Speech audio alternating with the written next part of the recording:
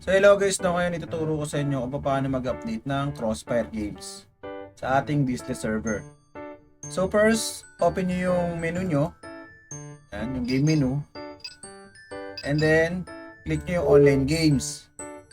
So dito yung Crossfire na to, madali lang naman to. Ang gagawin nyo lang, i-click nyo lang yung Crossfire icon na yan. So, double click nyo. Yan. Tapos yan, hihintayin nyo lang na matapos yung update na yan. Matapos yung update na yan, magla-launch yung Crossfire Games na yan.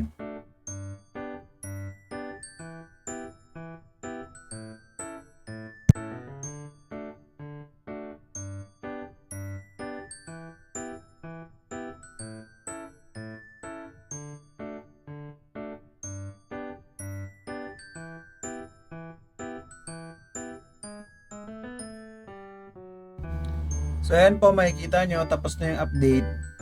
Ang mangyayari dyan, mag-auto start na yan or mag-open yung game. So isa rin po to sa mga games na pag natapos i-patch, automatic mag-open yung game.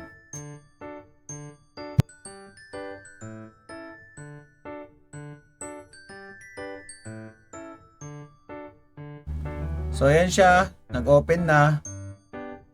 Bali sa video na to kasi naka-team viewer ako sa ating test server.